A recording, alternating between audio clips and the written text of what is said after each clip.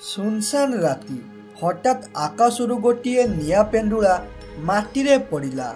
ए दृश्य किछि दूर रे गोटे मूसा देखी कहिला, अरे जंगल रे ए किपरि आलोक गला, मते टिके जाई देखिबाकू पड़िबो ओ तापरे आसी महाराजंकू कहिबाकू पड़िबो। एपरि कही मूसा से निया पेंडुला पड़िथिबा जागा आड़कू गला ओ सेठारे पहुंची देखिला निया पेंडुलाटी तले पड़ी जलु थाए। एहा देखी कहिला, अरे ये निया पेंडुला जदि आउ किछि समय एइठारे जले ताहले आम जंगल निया लागि जिवो। तेणु ए विषय रे जंगलर समस्त जीवजंतु को कहिबाकू पड़िबो। से एपरी कहुथिबा बेले हठात से निया पेंडुलारू गोटिए एक सिंगिया राक्षस बाहरी कहिला, अरे लगुचे मु एक नुआ दुनिया को पलाई आसिले ओ एठाकू आसिले कि नहीं, हठात मते गोटे मूसा खाइबाकू मिलिला। मु याकू एठारे खाई मो पेट पुराइबे। एपरी कही एक सिंगिया राक्षस से मूसा को खाइला एवं सकाळ हेबा परे पारा तार स्त्री पिंकी को कहिला, अरे धन पिंकी, मु एबे जंगल को काठ काटिबा पाई जाउछि। काठ काटी फेरिले आमे आज बजार को बुलिबा पाई जिबा एवं सेहिठारे बहुत मजा करिबा। एपरी कही पारा जंगल को काठ काटिबा को गला। से गला बेले बाटरे गोटे बुढ़ा कुआ धसी महसी होई पारा पाखकू आसिला ओ कहिला, अरे ए पारा, तू जंगल भीतर को काठ काटिबा को जाना, कारण जंगल भितरे गोटे एक सिंगिया राक्षस बुलुची। से जंगल रे थिबा समस्त जीवजंतु को मारुची। आबे ए बुढ़ा कुआ, तू छोट छुआ को गप सुनाई सुनाई पागल हो जाइछु ना कौन? कहिला कौन ना एक सिंगिया राक्षस। ए गप जाई अन्य कहा पाखरे कुह। एपरी कही पारा जंगल भीतर को गला गछ काटिबा पाई। से गछ काटिबा जागारे पहुंची गछ काटुथिबा बेले हठात सेटाकू एक सिंगिया राक्षस आसिला ओ कहिला, अरे बा, गोटे बढ़िया पाराटे एइठारे अच्छे, आज याकू मारिके नेबे ओ राति रे खाइबे। अरे ए राक्षस, दया करी मते छाड़ी दे, मोर घर संसार अच्छी। हे प्रभु रक्षा कर, मु बुढ़ा कुआ कथा न मानी बहुत बड़ भूल करी देली। पारा एतिकी कहिछि कि नहीं, हठात एक सिंगिया राक्षस ताकू ता साथी रे नेई गला। से पारा को नहीं जाउथुबा बेले देखिला गोटिए गाँ रे अनेक जीवजंतु थांती। एहा देखी राक्षस बहुत खुशी होई गला एवं सेठारु तार गुंफा पाखकू पलाई आसी कहिला, अरे बा, जीवजंतु मानकर गोटे गाँ देखिले, एबे खाद्य पाई मते एणे तेणे जीवाकू पड़िबो नाही। मु बास खाली से गाँ को जीबे ओ मन भरिके खाइबे। राक्षस एपरी कही रहिला एवं राति हेबा परे राक्षस उड़ी उड़ी गाँ आड़कू आसिला ओ देखिला गोटिए बिलुआ बाघ ओ चढ़ेई कथा हेउथिले। अरे बाघ मौसा, आम जंगल को गोटिए एक सिंगिया राक्षस आसीछि। से जंगलर समस्त जीवजंतु को मारिके खाउछि। तेणु आमको सावधान रे रहिबाकू पड़िबो। बिलुआ एपरी कहुथिबा बेले हठात भूत सेठाकू आसिला एवं बिलुआ को ता साथी रे नेइकी पळाइला एवं सकाळ हेबा परे ए कथा गाँर सबुआड़े मारी गला। तेणु गाँर जीवजंतु राजांको पाखकू गले। सेठारे पहुंचिबा परे पिंकी कहिला, महाराज, आम गाँ ओ जंगल रे गोटे एक सिंगिया राक्षस पसी जाइछि, जे के समस्त जीवजंतु को जीवनरु मारी देउछि। तेणु दया करी हमको ता कबळर रक्षा करो। अरे गाँ वाला, ए विषय रे मु जानिछि, हेले मु कौन करिबी? से राक्षस सह लड़िबा पाई मोर शक्ति नहीं। तेणु केमिति ताकू ए जंगलरू विदा करिबी? ରାଜା ଏତିକି କହୁଥିବା ବେଳେ ହଠାତ୍ ସେଠାକୁ କୁଆ ଆସି କହିଲା, ମହାରାଜଙ୍କର ଜୟ ହେଉ। ମହାରାଜ, ସେ ଏକଶିଙ୍ଗିଆ ରାକ୍ଷସକୁ ମାରିବା ପାଇଁ ମାତ୍ର ଗୋଟେ ଉପାୟ ଅଛି। ଆରେ ବୁଢା କୁଆ, ତୁମେ ଶୀଘ୍ର ସେ ଉପାୟ କୁହ, ଯାହାଦ୍ୱାରା ଆମେ ଜଙ୍ଗଲର ଜୀବଜନ୍ତୁଙ୍କୁ ବଞ୍ଚାଇ ପାରିବା।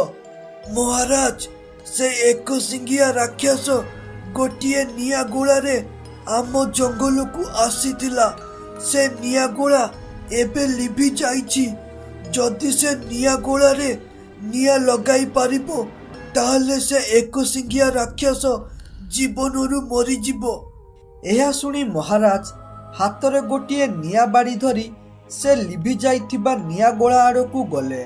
ସେଠାରେ ପହଞ୍ଚି ଦେଖିଲେ ନିଆଁ ଗୋଳା ପାଖରେ ଏକଶିଙ୍ଗିଆ ରାକ୍ଷସ ଶୋଇଥାଏ।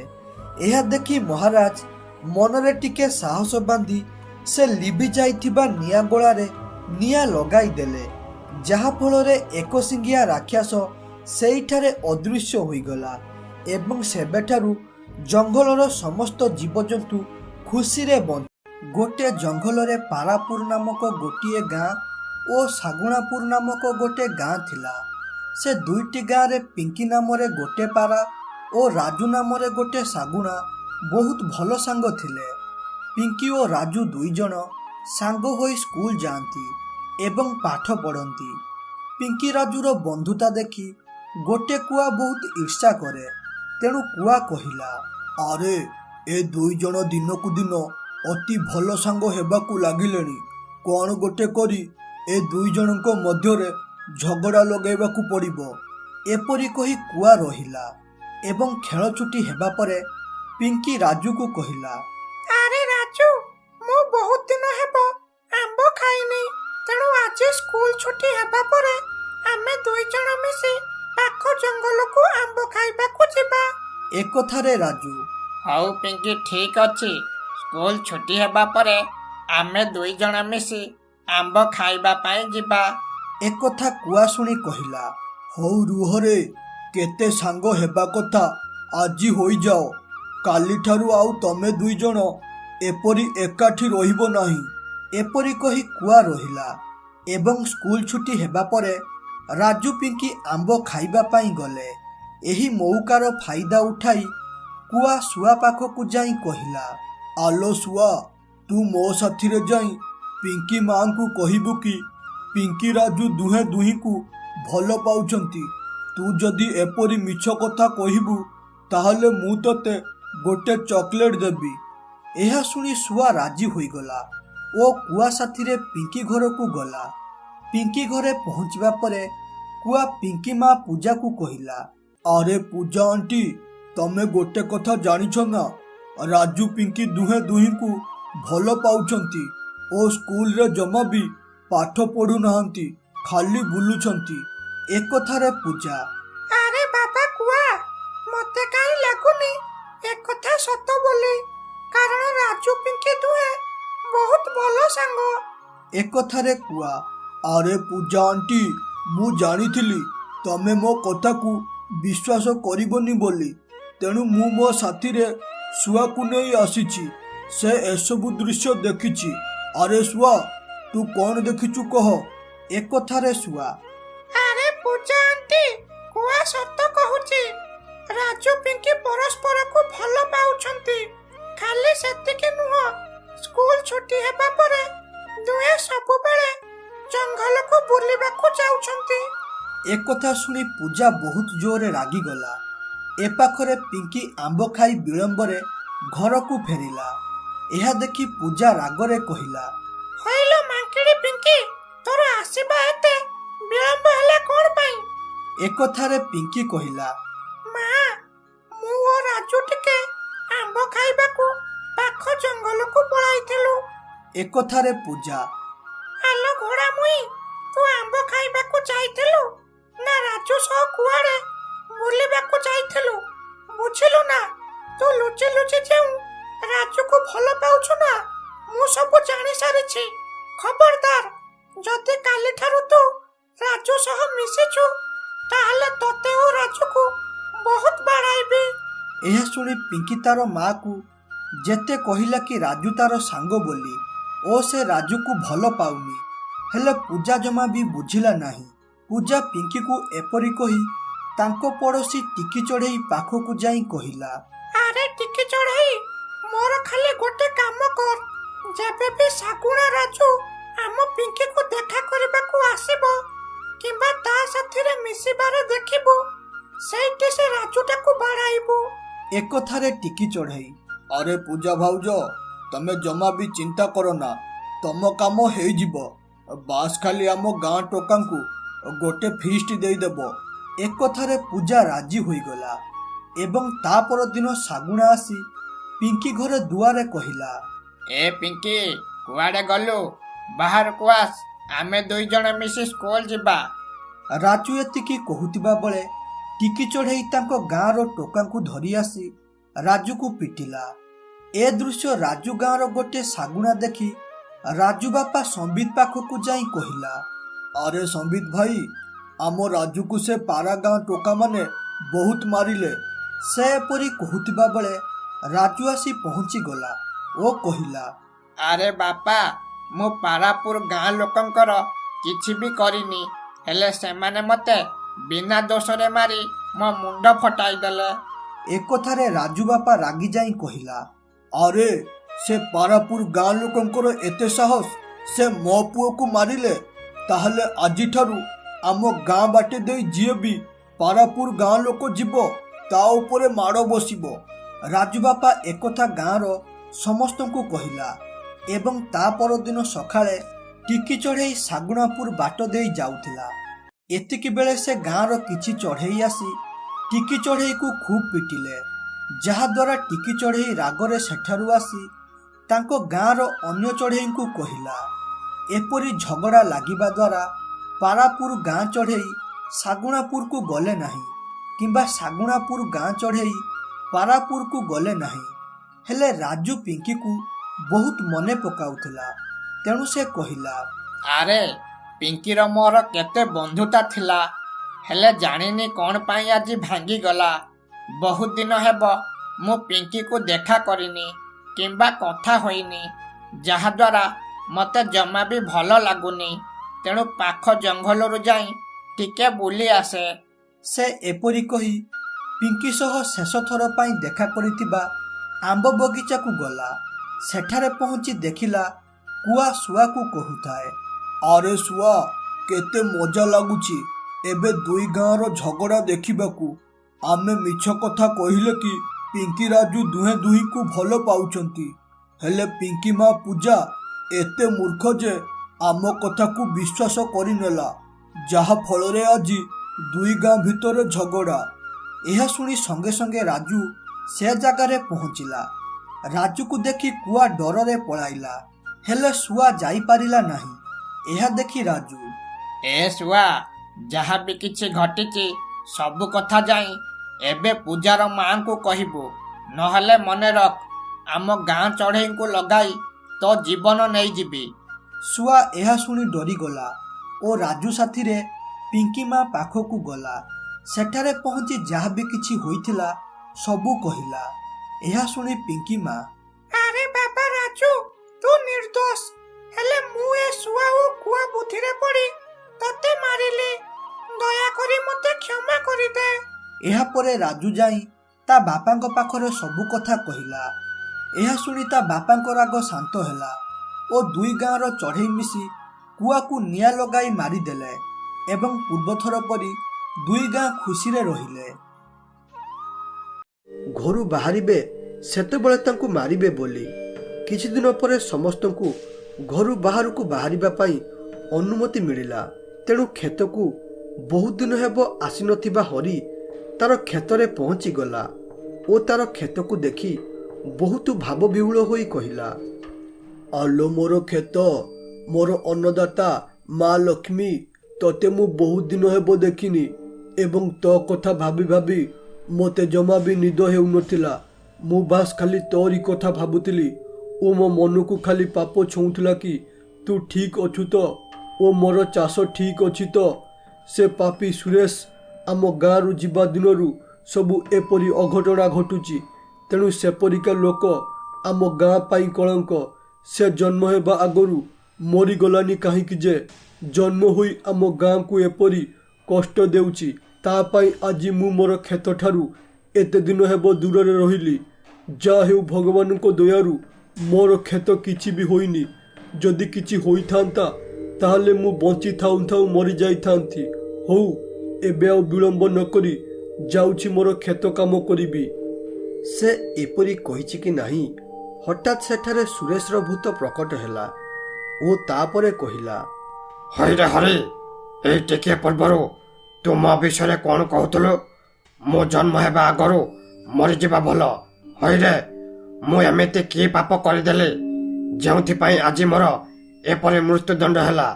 ମୁଁ ସିନା ଜନ୍ମ ହେବା ଆଗରୁ ମରିଲିନି, ହେଲେ ତତେ ଆଜି ଏଇଠାରେ ତୋର ଆଖି ଖୋଳି ମାରିବି।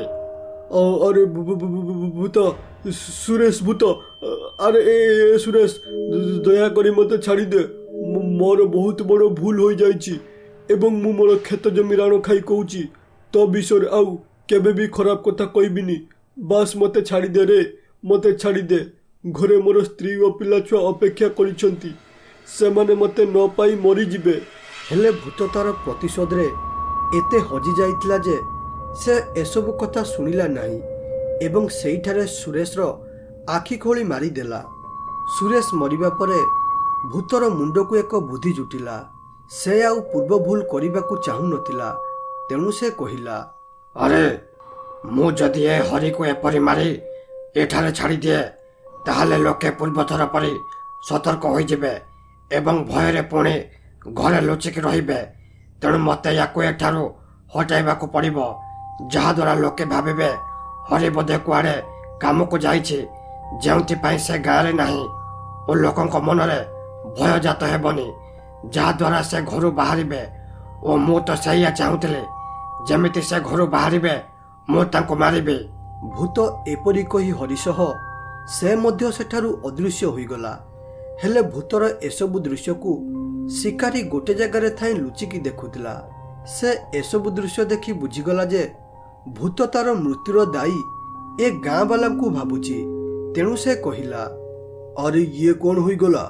ମୁଁ ଭାବିଥିଲି ସବୁ କିଛି ଠିକ୍ ହୋଇଯିବ ବୋଲି, ହେଲେ ମୁଁ ଜାଣିନଥିଲି ଯେ କଥାଟା ଏତେ ବଡ଼ ହୋଇଯିବ ବୋଲି। ମାନେ ମୁଁ ସେ ଲୋକଙ୍କୁ ମାରିଲି, ହେଲେ ସେ ଲୋକ ଭାବିଲା ତାଙ୍କ ଗାଁ ଲୋକ ତାକୁ ମାରିଲେ ବୋଲି।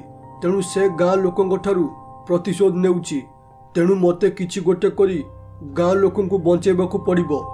ଏମିତିରେ ମୋ ହାତରୁ ଗୋଟିଏ ବହୁତ ବଡ଼ ପାପ ହୋଇଯାଇଛି ଏବଂ ମୁଁ ଚାହେଁନା ଗାଁ ଲୋକ ମୋ ପାଇଁ ମରନ୍ତୁ ଏବଂ ସେ ପାପ ମୋ ଉପରେ ପଡ଼ୁ ବୋଲି। ତେଣୁ କିଛି ଗୋଟେ ମୋତେ କରି ଏ ଭୂତର ସାମ୍ନା କରିବାକୁ ପଡ଼ିବ। ଏପରି କହି ସଞ୍ଜୟ ଗୋଟେ ଗୁଣିଆ ପାଖକୁ ଗଲା ଏବଂ ତା ପାଖରେ ପହଞ୍ଚି ସବୁ କଥା ଗୋଟି ଗୋଟି କରି କହିଲା କିପରି ଅଜଣାତରେ ତାର ପାପ ହୋଇଥିଲା ଏବଂ ସେ ପାପର ପରିଣାମ ଗାଁ ଲୋକ ଭୋଗୁଛନ୍ତି। ତେଣୁ ଏଥିରୁ କିପରି ଭାବେ ଗାଁ ଲୋକଙ୍କୁ ରକ୍ଷା କରାଯାଇପାରିବ। ସଞ୍ଜୟ ଠାରୁ ସବୁ କଥା ଶୁଣିବା ପରେ ଗୁଣିଆ କହିଲା, ଆରେ ପୁଅ, ସେ ଭୂତ ଠାରୁ ବଞ୍ଚିବାର ମାତ୍ର ଦୁଇଟି ଉପାୟ ଅଛି। ଗୋଟିଏ ଉପାୟ ହେଲା ତୁ ମୋତେ ସେ ଭୂତ ପାଖକୁ ନେଇ ଚାଲ, ମୁଁ ମୋର ଶକ୍ତି ମାଧ୍ୟମରେ ସେ ଭୂତକୁ ମାରିଦେବି। ଓ ଦ୍ୱିତୀୟ ଉପାୟ ବହୁତ କଷ୍ଟ ଏବଂ ଏଥିରେ ତୁମର ଜୀବନ ମଧ୍ୟ ଯାଇପାରେ। ସେଇଟା ହେଲା ତୁମେ ସେ ଭୂତ ପାଖକୁ ଯାଇ ତାକୁ ସବୁ କଥା କହିବ କି କିପରି ସେ ମରିଥିଲା ଓ କିପରି ତୁମେ ତାକୁ ଅଜଣାତରେ ମାରିଥିଲ। ଏସବୁ କଥା ଶୁଣିବା ପରେ ହୁଏତ ଗାଁ ଲୋକ ବଞ୍ଚି ଯାଇପାରନ୍ତି, ହେଲେ ସେ ତୁମକୁ ମାରି ଦେଇପାରେ। ତମେ ଯଦି ତୁମର ବୁଦ୍ଧି ଖର୍ଚ୍ଚ କରି ତାକୁ ବୁଝାଇ ପାରିବ ତାହେଲେ ହୁଏତ ସେ ଭୂତ ତୁମର କିଛି ନ କରିପାରେ। ଏବେ ତମ ହାତରେ କଥା, ତମେ କ'ଣ କରିବାକୁ ଚାହୁଁଛ କୁହ। ଏହା ଶୁଣି ସଞ୍ଜୟ ଟିକେ ଭାବନାରେ ପଡ଼ିଗଲା ଓ ତାପରେ କହିଲା, ଆରେ ବାବା, ମୁଁ ଦ୍ୱିତୀୟଟା କରିବି। ମୁଁ ଜାଣିଛି ଏଥିରେ ମୋର ଜୀବନ ଯାଇପାରେ, ହେଲେ ମୁଁ କରିବି, କାରଣ ଯେଉଁ ପାପ ମୋ ଦ୍ୱାରା ହୋଇଛି ମୁଁ ଚାହୁଁଛି ସେଥିରୁ ମୁକ୍ତ ହେବା ପାଇଁ। ଯଦି ମୁଁ ମରିବା ଦ୍ୱାରା ଗାଁ ଲୋକ ବଞ୍ଚି ଯାଉଛନ୍ତି ତାହେଲେ ମୋ ମରିବାଟା ବ୍ୟର୍ଥ ଯିବନି ଓ ଏହା ଛଡ଼ା ଭୁଲ ମୁଁ କରିଛି ମାନେ ଏହାର ଶାସ୍ତି ମୋତେ ମିଳିବା ଦରକାର। ତେଣୁ ସେ ଭୂତ ସାଥିରେ ମୁଁ ହିଁ ଲଢ଼ିବି ଓ ଓ ତାକୁ ବୁଝେଇବାକୁ ଚେଷ୍ଟା କରିବି। ଆରେ ପୁଅ, ତୁ ଯଦି ମନରେ ଏଇଆ କରିବି ବୋଲି ଭାବି ଦେଇଛୁ ତାହେଲେ ଏଥିରେ ମୁଁ ଆଉ ତତେ ଅଟକାଇବି ନାହିଁ। ବାସ୍ ଯାହା ବି କରିବା କଥା ଦେଖି ଚାହିଁ କରିବୁ। ଆଉ ମନେ ରଖ, ଯେମିତି ତୁ ସେଠାରୁ ବଞ୍ଚିକି ଆସିବା ପାଇଁ ଚେଷ୍ଟା କରିବୁ। ଏଥିରେ ହୁଏତ ମୁଁ ତୋର କିଛି ସାହାଯ୍ୟ ନ କରିପାରେ, ହେଲେ ବାସ୍ ଖାଲି ତତେ ଆଶୀର୍ବାଦ କରୁଛି ତୁ ତୋର କାର୍ଯ୍ୟରେ ସଫଳ ହୋଇ ଫେରିବୁ। ଏହା ଶୁଣି ସଞ୍ଜୟ ସେଠାରୁ ପଳାଇ ଆସିଲା ସେଇ ଜାଗାକୁ ଯେଉଁ ଜାଗାରେ ସେ ସୁରେଶକୁ ମାରିଥିଲା ଏବଂ ସେଠାରେ ପହଞ୍ଚିବା ପରେ ଦୁଃଖର ସହ କହିଲା, ଆରେ ସୁରେଶ ଭାଇ, କେଉଁଠି ଅଛ? ଶୀଘ୍ର ଏଠାକୁ ଆସ। ତମକୁ ଗାଁ ବାଲା ନୁହଁ ବରଂ ମୁଁ ମାରିଥିଲି। ମୋ ଭୁଲ ଯୋଗୁଁ ଗାଁ ବାଲାଙ୍କୁ ତୁମେ ମାରୁଛ, ତେଣୁ ଦୟାକରି ମୋତେ ଦେଖା ଦିଅ। ମୁଁ ସବୁ କଥା ତୁମକୁ ଗୋଟି ଗୋଟି କରି କହିବି କି କିପରି ମୋ ଦ୍ୱାରା ଭୁଲ ହୋଇଥିଲା, ଯେଉଁଥିପାଇଁ ତୁମର ମୃତ୍ୟୁ ଘଟିଲା। ଯଦି ପାରୁଛ ତୁମେ ମୋତେ ମାରିଦିଅ, ହେଲେ ଗାଁ ବାଲାଙ୍କୁ ଛାଡ଼ିଦିଅ। ଏହା ଶୁଣିବା ପରେ ସେଠାରେ ସୁରେଶର ଆତ୍ମା ପ୍ରକଟ ହେଲା। ଏହା ଦେଖି ଶିକାରୀ ସବୁ କଥା ପ୍ରଥମରୁ ଗୋଟି ଗୋଟି କରି କହିଲା କି କିପରି ତାର ତୀର ଦ୍ୱାରା ସେ ମରିଥିଲା ଓ ଯାହାର ପରିଣାମ ଗାଁ ଲୋକ ତାଙ୍କ ମୃତ୍ୟୁ ମାଧ୍ୟମରେ ଶୁଝୁଛନ୍ତି। ଏହା ଶୁଣିବା ମାତ୍ରେ ସୁରେଶର ମନ ସଙ୍ଗେ ସଙ୍ଗେ ପରିବର୍ତ୍ତନ ହୋଇଗଲା, କାରଣ ସେ ଭୁଲ ବୁଝି ଗାଁ ଲୋକଙ୍କୁ ମାରୁଥିଲା। ଏଇ ଗୋଟିଏ ସାମାନ୍ୟ ବୁଝାମଣା ପାଇଁ ସେ ଗୋଟିଏ ଖୁନିର ପରିଣତ ହୋଇଗଲା ଓ ତାଙ୍କ ଗାଁର ନିରୀହ ଲୋକଙ୍କୁ ମାରିଲା। ଏସବୁ ଜାଣି ସେ କହିଲା, अरे भाई, ମୋ ଦ୍ୱାରା ବହୁତ ବଡ଼ ଭୁଲ ହୋଇଗଲା। ମୁଁ ଅଜାଣତାରେ ଓ ଭୁଲ ବୁଝାମଣା ପାଇଁ ମୋ ନିଜ ଗାଁ ଲୋକଙ୍କୁ ମାରିଲେ। ମୁଁ ଚାହିଁଲେ ମଧ୍ୟ ନିଜକୁ ଏଥିପାଇଁ କେବେ ବି କ୍ଷମା କରିପାରିବି ନାହିଁ। ମୁଁ ଖରାପ ମଣିଷଟେ ହୋଇପାରେ ସତ, ହେଲେ କେବେ ଗୋଟିଏ ଖୁନି ନଥିଲି। କିନ୍ତୁ ଆଜି ମୁଁ ସମ୍ପୂର୍ଣ୍ଣ ଖୁନିରେ ପରିଣତ ହୋଇଗଲି, ତେଣୁ ମୋର ଆତ୍ମାକୁ କେବେ ବି ଶାନ୍ତି ମିଳିବ ନାହିଁ। ଏପରି ପରିସ୍ଥିତିରେ ମୁଁ ମୋର ଆତ୍ମାକୁ ନଷ୍ଟ କରିଦେବି। ରମେଶ ଏପରି କହି ନିଜର ଆତ୍ମାକୁ ନଷ୍ଟ କରିଦେଲା।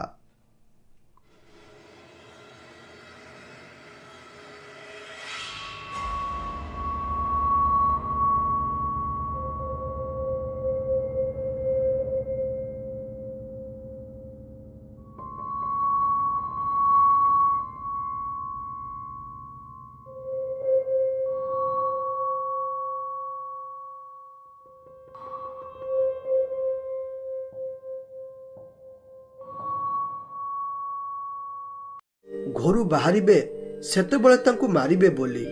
କିଛି ଦିନ ପରେ ସମସ୍ତଙ୍କୁ ଘରୁ ବାହାରକୁ ବାହାରିବା ପାଇଁ ଅନୁମତି ମିଳିଲା। ତେଣୁ କ୍ଷେତକୁ ବହୁତ ଦିନ ହେବ ଆସିନଥିବା ହରି ତାର କ୍ଷେତରେ ପହଞ୍ଚିଗଲା ଓ ତାର କ୍ଷେତକୁ ଦେଖି ବହୁତ ଭାବବିହ୍ୱଳ ହୋଇ କହିଲା, ଆଲୋ ମୋର କ୍ଷେତ, ମୋର ଅନ୍ନଦାତା ମା ଲକ୍ଷ୍ମୀ, ତତେ ମୁଁ ବହୁତ ଦିନ ହେବ ଦେଖିନି ଏବଂ ତୋ କଥା ଭାବି ଭାବି ମୋତେ ଜମା ବି ନିଦ ହେଉନଥିଲା। ମୁଁ ବାସ୍ ଖାଲି ତୋରି କଥା ଭାବୁଥିଲି ଓ ମୋ ମନକୁ ଖାଲି ପାପ ଛୁଉଁଥିଲା କି ତୁ ଠିକ୍ ଅଛୁ ତ ଓ ମୋର ଚାଷ ଠିକ୍ ଅଛି ତ। ସେ ପାପୀ ସୁରେଶ ଆମ ଗାଁରୁ ଯିବା ଦିନରୁ ସବୁ ଏପରି ଅଘଟଣା ଘଟୁଛି, ତେଣୁ ସେପରିକା ଲୋକ ଆମ ଗାଁ ପାଇଁ କଳଙ୍କ। ସେ ଜନ୍ମ ହେବା ଆଗରୁ ମରିଗଲାନି କାହିଁକି ଯେ ଜନ୍ମ ହୋଇ ଆମ ଗାଁକୁ ଏପରି କଷ୍ଟ ଦେଉଛି। ତା ପାଇଁ ଆଜି ମୁଁ ମୋର କ୍ଷେତଠାରୁ ଏତେ ଦିନ ହେବ ଦୂରରେ ରହିଲି। ଯାହା ହେଉ ଭଗବାନଙ୍କ ଦୟାରୁ ମୋର କ୍ଷେତ କିଛି ବି ହୋଇନି। ଯଦି କିଛି ହୋଇଥାନ୍ତା ତାହେଲେ ମୁଁ ବଞ୍ଚି ଥାଉ ଥାଉ ମରିଯାଇଥାନ୍ତି। ହଉ, ଏବେ ଆଉ ବିଳମ୍ବ ନକରି ଯାଉଛି ମୋର କ୍ଷେତ କାମ କରିବି। ସେ ଏପରି କହିଛି କି ନାହିଁ, ହଠାତ୍ ସେଠାରେ ସୁରେଶର ଭୂତ ପ୍ରକଟ ହେଲା ଓ ତାପରେ କହିଲା, ହଇରେ ହରି, ଏଇ ଟିକିଏ ପୂର୍ବରୁ ତୁ ମୋ ବିଷୟରେ କ'ଣ କହୁଥିଲୁ? ମୁଁ ଜନ୍ମ ହେବା ଆଗରୁ ମରିଯିବା ଭଲ। ହଇରେ, ମୁଁ ଏମିତି କି ପାପ କରିଦେଲି ଯେଉଁଥିପାଇଁ ଆଜି ମୋର ଏପରି ମୃତ୍ୟୁଦଣ୍ଡ ହେଲା? ମୁଁ ସିନା ଜନ୍ମ ହେବା ଆଗରୁ ମରିଲିନି, ହେଲେ ତତେ ଆଜି ଏଇଠାରେ ତୋର ଆଖି ଖୋଳି ମାରିବି। ଆରେ ଭୂତ, ସୁରେଶ ଭୂତ, ଆରେ ଏ ସୁରେଶ, ଦୟାକରି ମୋତେ ଛାଡ଼ିଦେ। ମୋର ବହୁତ ବଡ଼ ଭୁଲ ହୋଇଯାଇଛି ଏବଂ ମୁଁ ମୋର କ୍ଷେତ ଜମି ରାଣ ଖାଇ କହୁଛି, ତୋ ବିଷୟରେ ଆଉ କେବେ ବି ଖରାପ କଥା କହିବିନି। ବାସ୍ ମୋତେ ଛାଡ଼ିଦେ ରେ, ମୋତେ ଛାଡ଼ିଦେ। ଘରେ ମୋର ସ୍ତ୍ରୀ ଓ ପିଲାଛୁଆ ଅପେକ୍ଷା କରିଛନ୍ତି, ସେମାନେ ମୋତେ ନ ପାଇ ମରିଯିବେ। ହେଲେ ଭୂତ ତାର ପ୍ରତିଶୋଧରେ ଏତେ ହଜି ଯାଇଥିଲା ଯେ ସେ ଏସବୁ କଥା ଶୁଣିଲା ନାହିଁ ଏବଂ ସେଇଠାରେ ସୁରେଶର ଆଖି ଖୋଳି ମାରିଦେଲା। ସୁରେଶ ମରିବା ପରେ ଭୂତର ମୁଣ୍ଡକୁ ଏକ ବୁଦ୍ଧି ଜୁଟିଲା। ସେ ଆଉ ପୂର୍ବ ଭୁଲ କରିବାକୁ ଚାହୁଁନଥିଲା। ତେଣୁ ସେ କହିଲା, ଆରେ ମୁଁ ଯଦି ଏ ହରିକୁ ଏପରି ମାରି ଏଠାରେ ଛାଡ଼ିଦିଏ ତାହେଲେ ଲୋକେ ପୂର୍ବଥର ପରି ସତର୍କ ହୋଇଯିବେ ଏବଂ ଭୟରେ ପୁଣି ଘରେ ଲୁଚିକି ରହିବେ। ତେଣୁ ମୋତେ ୟାକୁ ଏଠାରୁ ହଟାଇବାକୁ ପଡ଼ିବ, ଯାହାଦ୍ୱାରା ଲୋକେ ଭାବିବେ ହରି ବୋଧେ କୁଆଡ଼େ କାମକୁ ଯାଇଛି, ଯେଉଁଥିପାଇଁ ସେ ଗାଁରେ ନାହିଁ ଓ ଲୋକଙ୍କ ମନରେ ଭୟ ଜାତ ହେବନି, ଯାହାଦ୍ୱାରା ସେ ଘରୁ ବାହାରିବେ। ଓ ମୁଁ ତ ସେଇଆ ଚାହୁଁଥିଲି, ଯେମିତି ସେ ଘରୁ ବାହାରିବେ ମୁଁ ତାଙ୍କୁ ମାରିବି। ଭୂତ ଏପରି କହି ହରି ସହ ସେ ମଧ୍ୟ ସେଠାରୁ ଅଦୃଶ୍ୟ ହୋଇଗଲା। ହେଲେ ଭୂତର ଏସବୁ ଦୃଶ୍ୟକୁ ଶିକାରୀ ଗୋଟେ ଜାଗାରେ ଥାଇ ଲୁଚିକି ଦେଖୁଥିଲା। ସେ ଏସବୁ ଦୃଶ୍ୟ ଦେଖି ବୁଝିଗଲା ଯେ ଭୂତ ତାର ମୃତ୍ୟୁର ଦାୟୀ ଏ ଗାଁ ବାଲାଙ୍କୁ ଭାବୁଛି। ତେଣୁ ସେ କହିଲା, ଆରେ ଇଏ କ'ଣ ହୋଇଗଲା? ମୁଁ ଭାବିଥିଲି ସବୁ କିଛି ଠିକ୍ ହୋଇଯିବ ବୋଲି, ହେଲେ ମୁଁ ଜାଣିନଥିଲି ଯେ କଥାଟା ଏତେ ବଡ଼ ହୋଇଯିବ ବୋଲି। ମାନେ ମୁଁ ସେ ଲୋକଙ୍କୁ ମାରିଲି, ହେଲେ ସେ ଲୋକ ଭାବିଲା ତାଙ୍କ ଗାଁ ଲୋକ ତାକୁ ମାରିଲେ ବୋଲି। ତେଣୁ ସେ ଗାଁ ଲୋକଙ୍କ ଠାରୁ ପ୍ରତିଶୋଧ ନେଉଛି। ତେଣୁ ମୋତେ କିଛି ଗୋଟେ କରି ଗାଁ ଲୋକଙ୍କୁ ବଞ୍ଚାଇବାକୁ ପଡ଼ିବ। ଏମିତିରେ ମୋ ହାତରୁ ଗୋଟିଏ ବହୁତ ବଡ଼ ପାପ ହୋଇଯାଇଛି ଏବଂ ମୁଁ ଚାହେଁନା ଗାଁ ଲୋକ ମୋ ପାଇଁ ମରନ୍ତୁ ଏବଂ ସେ ପାପ ମୋ ଉପରେ ପଡ଼ୁ ବୋଲି। ତେଣୁ କିଛି ଗୋଟେ ମୋତେ କରି ଏ ଭୂତର ସାମ୍ନା କରିବାକୁ ପଡ଼ିବ। ଏପରି କହି ସଞ୍ଜୟ ଗୋଟେ ଗୁଣିଆ ପାଖକୁ ଗଲା ଏବଂ ତା ପାଖରେ ପହଞ୍ଚି ସବୁ କଥା ଗୋଟି ଗୋଟି କରି କହିଲା କିପରି ଅଜଣାତାରେ ତାର ପାପ ହୋଇଥିଲା ଏବଂ ସେ ପାପର ପରିଣାମ ଗାଁ ଲୋକ ଭୋଗୁଛନ୍ତି। ତେଣୁ ଏଥିରୁ କିପରି ଭାବେ ଗାଁ ଲୋକଙ୍କୁ ରକ୍ଷା କରାଯାଇପାରିବ।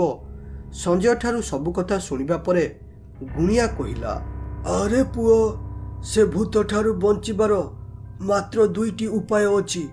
ଗୋଟିଏ ଉପାୟ ହେଲା ତୁ ମୋତେ ସେ ଭୂତ ପାଖକୁ ନେଇ ଚାଲ, ମୁଁ ମୋର ଶକ୍ତି ମାଧ୍ୟମରେ ସେ ଭୂତକୁ ମାରିଦେବି। ଓ ଦ୍ୱିତୀୟ ଉପାୟ ବହୁତ କଷ୍ଟ ଏବଂ ଏଥିରେ ତୁମର ଜୀବନ ମଧ୍ୟ ଯାଇପାରେ। ସେଇଟା ହେଲା ତୁମେ ସେ ଭୂତ ପାଖକୁ ଯାଇ ତାକୁ ସବୁ କଥା କହିବ କି କିପରି ସେ ମରିଥିଲା ଓ କିପରି ତୁମେ ତାକୁ ଅଜଣାତରେ ମାରିଥିଲ। ଏସବୁ କଥା ଶୁଣିବା ପରେ ହୁଏତ ଗାଁ ଲୋକ ବଞ୍ଚି ଯାଇପାରନ୍ତି, ହେଲେ ସେ ତୁମକୁ ମାରିଦେଇପାରେ। ତମେ ଯଦି ତୁମର ବୁଦ୍ଧି ଖର୍ଚ୍ଚ କରି ତାକୁ ବୁଝାଇ ପାରିବ ତାହେଲେ ହୁଏତ ସେ ଭୂତ ତୁମର କିଛି ନ କରିପାରେ। ଏବେ ତମ ହାତରେ କଥା, ତମେ କ'ଣ କରିବାକୁ ଚାହୁଁଛ କୁହ। ଏହା ଶୁଣି ସଞ୍ଜୟ ଟିକେ ଭାବନାରେ ପଡ଼ିଗଲା ଓ ତାପରେ କହିଲା, ଆରେ ବାବା, ମୁଁ ଦ୍ୱିତୀୟଟା କରିବି। ମୁଁ ଜାଣିଛି ଏଥିରେ ମୋର ଜୀବନ ଯାଇପାରେ, ହେଲେ ମୁଁ କରିବି, କାରଣ ଯେଉଁ ପାପ ମୋ ଦ୍ୱାରା ହୋଇଛି ମୁଁ ଚାହୁଁଛି ସେଥିରୁ ମୁକ୍ତ ହେବା ପାଇଁ। ଯଦି ମୁଁ ମରିବା ଦ୍ୱାରା ଗାଁ ଲୋକ ବଞ୍ଚି ଯାଉଛନ୍ତି ତାହେଲେ ମୋ ମରିବାଟା ବ୍ୟର୍ଥ ଯିବନି ଓ ଏହା ଛଡ଼ା ଭୁଲ ମୁଁ କରିଛି ମାନେ ଏହାର ଶାସ୍ତି ମୋତେ ମିଳିବା ଦରକାର। ତେଣୁ ସେ ଭୂତ ସାଥିରେ ମୁଁ ହିଁ ଲଢ଼ିବି ଓ ତାକୁ ବୁଝାଇବାକୁ ଚେଷ୍ଟା କରିବି। ଆରେ ପୁଅ, ତୁ ଯଦି ମନରେ ଏଇଆ କରିବି ବୋଲି ଭାବି ଦେଇଛୁ ତାହେଲେ ଏଥିରେ ମୁଁ ଆଉ ତତେ ଅଟକାଇବି ନାହିଁ।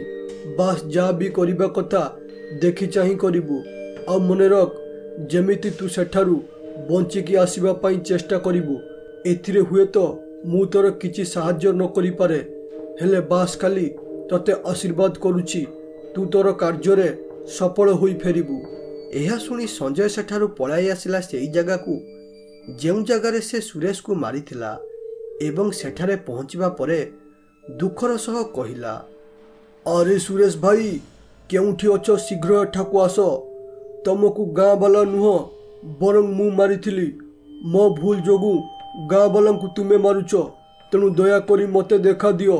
ମୁଁ ସବୁ କଥା ତୁମକୁ ଗୋଟି ଗୋଟି କରି କହିବି କି କିପରି ମୋ ଦ୍ୱାରା ଭୁଲ ହୋଇଥିଲା, ଯେଉଁଥିପାଇଁ ତୁମର ମୃତ୍ୟୁ ଘଟିଲା। ଯଦି ପାରୁଛ ତୁମେ ମୋତେ ମାରିଦିଅ, ହେଲେ ଗାଁ ବାଲାଙ୍କୁ ଛାଡ଼ିଦିଅ। ଏହା ଶୁଣିବା ପରେ ସେଠାରେ ସୁରେଶର ଆତ୍ମା ପ୍ରକଟ ହେଲା।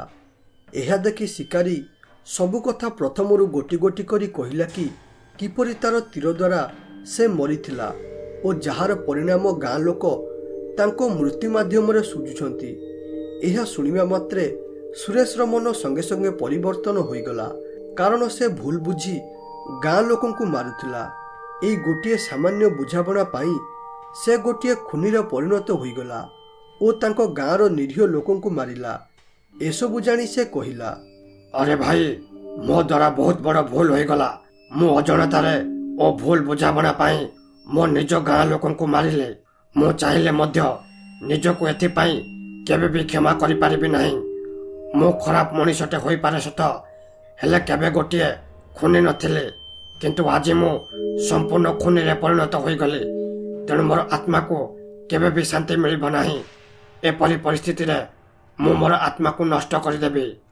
ରମେଶ ଏପରି କହି ନିଜର ଆତ୍ମାକୁ ନଷ୍ଟ କରିଦେଲା।